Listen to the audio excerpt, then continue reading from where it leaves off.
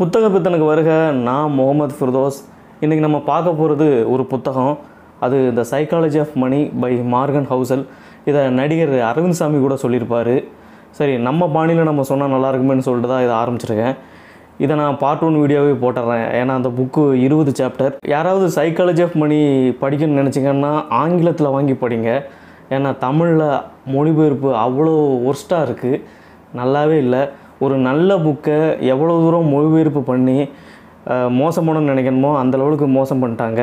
அதே மாதிரி இந்த புத்தகம் யாருக்குன்னு பார்த்திங்கன்னா, பேசிக்காக பர்சனல் ஃபைனான்ஸு, பொருளாதாரத்தை பற்றி படிக்கிறாங்க தெரியுமா, அவங்களுக்கான புத்தகம் இது கிடையவே கிடையாது.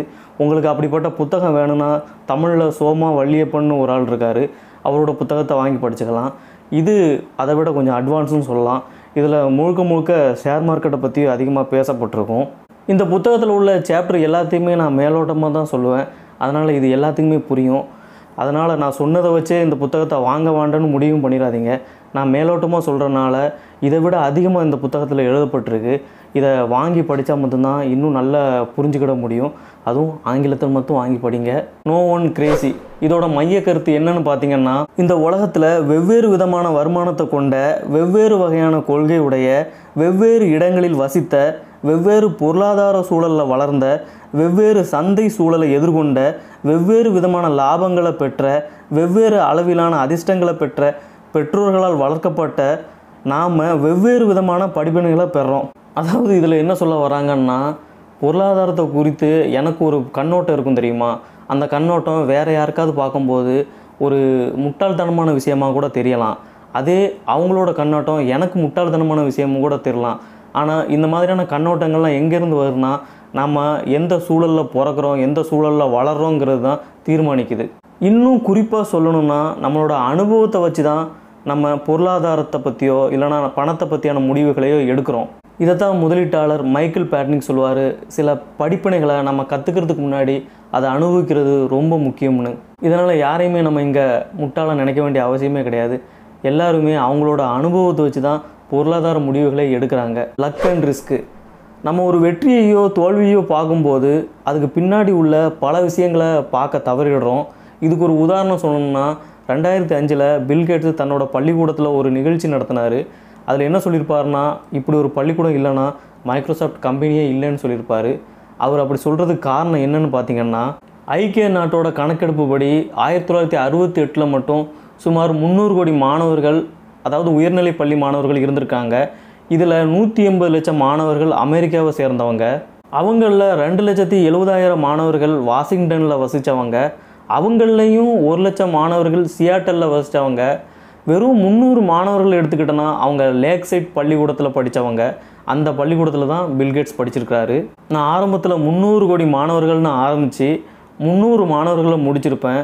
காரணம் என்னன்னு பார்த்திங்கன்னா, யாருக்குமே தோணாத ஒரு தொலைநோக்கு பார்வை சியாட்டல் பள்ளிக்கூடத்தில் மட்டுமே தோணுச்சு. அதாவது இந்த பள்ளிக்கூடத்துக்கு கணினி தேவை அப்படிங்கிற பார்வை.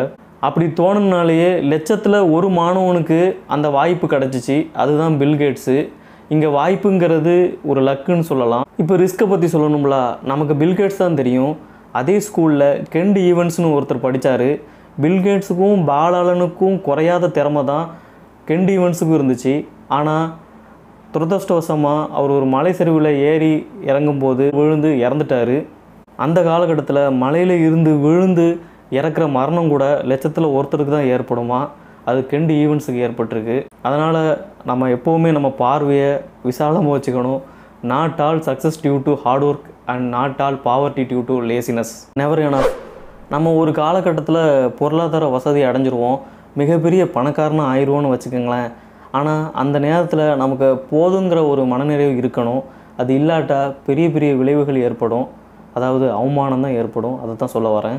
இதுக்கு ஒரு உதாரணம் சொல்லணும்னா ரஜத் குப்தாவை சொல்லலாம். இவர் கல்கத்தாவில் பிறந்து தன்னோட டீனேஜ் வயதிலேயே பெற்றோரை இழந்தவர். அதுக்கப்புறம் 45வது வயதில் உலகத்திலேயே புகழ்பெற்ற மெக்கன்சி நிறுவனத்தில் தலைவர் ஆனார்.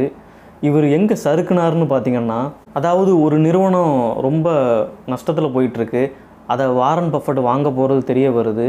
அந்த நிறுவனத்தில் உள்ள எல்லா தலைமை அதிகாரிகளுக்கும் அது தெரிய வரும். அந்த மாதிரி ரஜத் குப்தாவுக்கும் அந்த விஷயம் தெரிய வந்து அவர் ஒரு ஆளை தொடர்பு கொள்கிறாரு. அந்த ஆள் பேர் ராஜரத்னம். ஆனால் இந்த தொடர்பு கொண்ட கால் வந்து பதிவாகவே இல்லை. அங்கே தான் பெரிய பிரச்சனையே ஏற்படுது. இந்த ராஜரத்னத்தை அந்த கோல்டுமேனும் ஸ்டாக்கை 1,75,000 பங்குகளாக வாங்க சொல்கிறாரு. அவர் வாங்கிடுறாரு. இந்த மாதிரியான முறைகேடான வேலைகள் செஞ்சனால அவரை சிறையில் அடிச்சிட்றாங்க. அவர் மிகப்பெரிய பணக்காரர் தான். கடைசியாக அந்த போதுங்கிற மனப்பான்மை இல்லாதனால ரொம்ப அவமானப்பட்டு சிறையில் அடைக்கப்பட்டார். அதனால் பொருளாதாரத்தில் ஒரு இலக்கை அடைஞ்சதுக்கப்புறம் மேலும் தேவைங்கிற மாதிரியான எண்ணத்தினால சில முறைகேடான தப்பான விஷயங்களை செய்யக்கூடாதுன்னு தான் இங்கே சொல்கிறாங்க. காம்பவுண்டிங் பிரம்மாண்டமான விளைவுகளை ஏற்படுத்த பிரம்மாண்டமான சக்தி தேவையே கிடையாது. சிறுதுளி பெருவெள்ளம் மாதிரி தான்.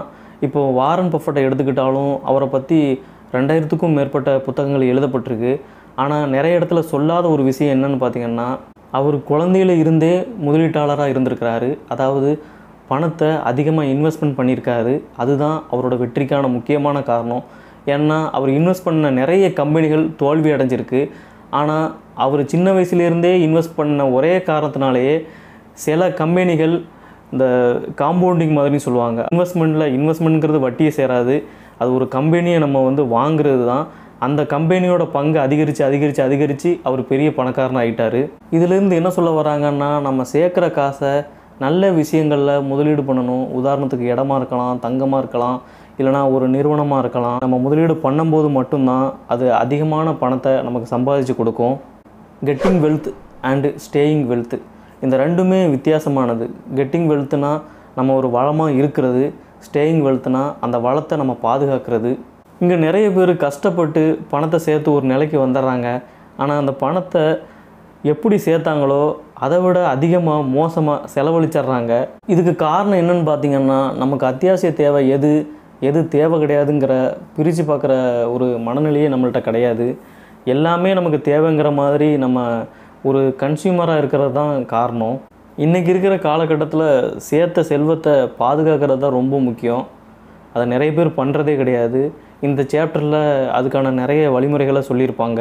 ஃப்ரீடம், நாம் சேர்த்த செல்வத்தோட உண்மையான மதிப்பு என்னன்னு பார்த்திங்கன்னா, நம்ம வாழ்க்கையில் சில முடிவுகளை எடுப்போம் தெரியுமா, அந்த முடிவுகளை அதாவது சுதந்திரமாக எடுக்க உதவுறது தான். நமக்கு கிடைச்சது 9 to 5 ஜாப்ஸாக இருக்கும். நம்மளோட மேலாளர் மோசமானவங்களாக இருப்பாங்க.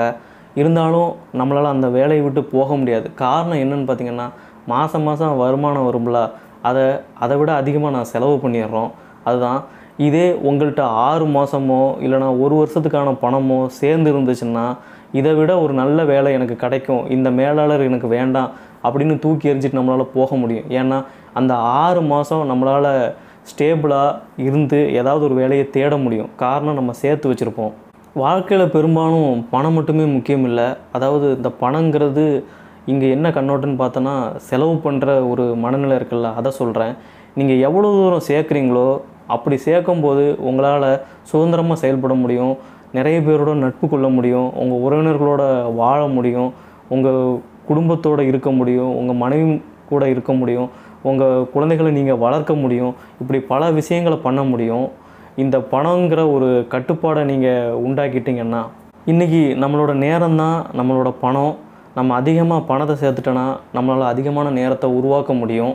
அப்படி அதிகமான நேரத்தை நம்ம உருவாக்கிட்டோம்னா நம்மளால் சுதந்திரமாக எதனாலும் செய்ய முடியும். மணி டஸ் நாட் பை ரெஸ்பெக்ட்.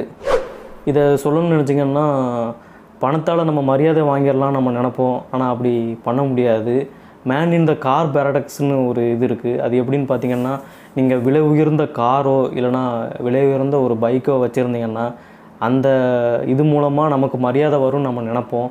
ஆனால் அது மூலமாக தான் நம்மளை பார்ப்பாங்களே தவிர நம்ம மூலமாக அதை பார்க்க மாட்டாங்க. இதுதான் இங்கே இருக்கிற முரணே. எல்லா ஊர்லேயும் ஒரு விஷயம் பண்ணுவாங்க பசங்க. மச்சி, நான் கெத்துக்காக தான் அந்த பைக்கு வாங்கினேன், கெத்துக்காக தான் அந்த கார் வாங்கினேன்ட்டு. ஆனால் அந்த கெத்தோட வேல்யூ என்னன்னு கேட்டோன்னா யாருக்குமே தெரியாது. கெத்துக்கு வேல்யூவே கிடையாது. அதான் உண்மை. அதனால் பணத்தை வச்சு நம்ம ஒரு மரியாதையை வாங்கணும்னு நினச்சோன்னா அது கண்டிப்பாக நடக்கவே நடக்காது. அதை விட குறைவாக தான் மரியாதையே கிடைக்கும். இங்கே செல்வம்ங்கிறது என்னன்னு பார்த்திங்கன்னா, நீங்கள் வாங்காத ஆடம்பரமான பைக்கில் இருக்குது, நீங்கள் வாங்காத ஆடம்பரமான வாட்சில் இருக்குது, நீங்கள் வாங்காத ஆடம்பரமான உடைகளில் இருக்குது. ஆனால் நம்ம எப்படி பார்க்குறோன்னு பார்த்திங்கன்னா, ஒரு செல்வந்தரை நம்ம பார்க்கணுன்னா அவங்க ஆடம்பரமான உடையோ ஆடம்பரமான வீடோ ஆடம்பரமான காரோ இருக்கணும்னு நம்ம நினைக்கிறோம். ஆனால் எல்லா செல்வந்தரும் அப்படி இருக்காங்களான்னு கேட்டிங்கன்னா இல்லவே இல்லை. நம்ம கண்ணுக்கு தெரிகிறத வச்சோ நம்ம காட்சிக்கு புலப்படுறத வச்சோ ஒருத்தரை பணக்காரன்னு நம்ம வந்து கண்டுபிடிக்க முடியாது. அவர் கடனில் கூட நிறைய இதை வாங்கிக்கலாம். அதனால் நம்ம வாங்கி குவிக்கிற பொருளில் தான் சந்தோஷம் இருக்குது, கெத்து இருக்குதுன்னு சொல்லிட்டு நம்ம தெரிய வேண்டாம். அப்படி தான் இந்த சாப்டர் சொல்லுது. Save money. ஒரு குறிப்பிட்ட வருவாயை அடைஞ்சதுக்கப்புறம் மக்களில் 3 விதமான மக்கள் இருக்காங்க. அதாவது பணத்தை சேர்க்குறவங்க, பணத்தை சேர்க்க முடியாதுன்னு நினைக்கிறவங்க, பணத்தை சேர்க்க தேவையில்லைன்னு நினைக்கிறவங்க. ஒவ்வொருத்தருக்கும் அடிப்படை தேவை அவசியம். அதை அடைஞ்சதுக்கப்புறம் ஒரு சில பேர் வசதிக்கான தேவைக்காக நிறைய விஷயங்கள் பண்ணுறாங்க. அது கூட பரவாயில்ல. அதுக்கப்புறம் ஒன்று பண்ணுறாங்க. என்னென்னு பார்த்திங்கன்னா உயர் வசதி, பொழுதுபோக்கு, இந்த மாதிரி விஷயம்.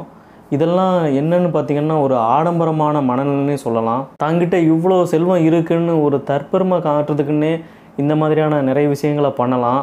ஆனால் இது ரொம்ப முக்கியமே கிடையாது. முக்கியமான விஷயம் என்னென்னு பார்த்திங்கன்னா நீங்கள் எவ்வளோ தூரம் சேமிக்கிறீங்களோ அதுதான். நீங்கள் சேமிக்கிறதன் மூலமாக உங்களுக்குள்ளேயே ஒரு தன்னடக்கம் உருவாகும். இதை ஏன் சொல்கிறேன்னா, அடுத்தவங்க செலவு செய்கிறத பார்த்து நாமளும் நம்ம தகுதிக்கு மீறி செலவு செஞ்சு நிறைய கடனில் சிக்கிறதெல்லாம் பார்க்க முடியுது. தினம் தினம் கொண்டாடணும்னு நினச்சி தினம் தினம் திண்டாடிட்டு இருக்கிறவங்கள தான் பார்க்க முடியுது. இதனால தான் சேமிக்கிறது ரொம்ப முக்கியம். எதுக்கு நம்ம சேமிக்கணும்? சேமிக்கிறதுக்காகவே சேமிக்கணும் அப்படின்னு இந்த சாப்டர் சொல்லுது. இந்த உலகத்தில் எதிர்பார்ப்பு இருக்கிறதுனாலேயே எதையாவது எதிர்காலத்தில் வாங்கணும்னு நினச்சி சேமிக்கிறவங்க தான் நிறைய பேர் இருக்காங்க. ஆனால் எதிர்காலத்தில் எதுவுமே வாங்கக்கூடாதுன்னு சேமிக்கணும்னு இது சொல்லுது. ஏற்கனவே 2020 கொரோனான்னு ஒன்று வந்துச்சு. எதிர்காலத்தில் நம்மளை நிலைகுல வைக்கிற மாதிரி, நம்மளை தடுமாற வைக்கிற மாதிரி எதுனாலும் நடக்கலாம். அதுக்காகவாவது நம்ம சேமிக்கணும். எதிர்பார்ப்பு இல்லாமல் சேமிக்கணும். இது வரைக்கும் சொன்னதே போதும்னு நினைக்கிறேன். மேற்கொண்டு அடுத்த வீடியோவில் இதோட பார்ட் 2 நான் சொல்கிறேன். முடிஞ்சால் சொல்லுவேன், இல்லைனா பார்ப்போம், வேறு ஏதாவது வீடியோ போடுறேன். உங்களிடமிருந்து விடைபெறுகிறேன். நன்றி.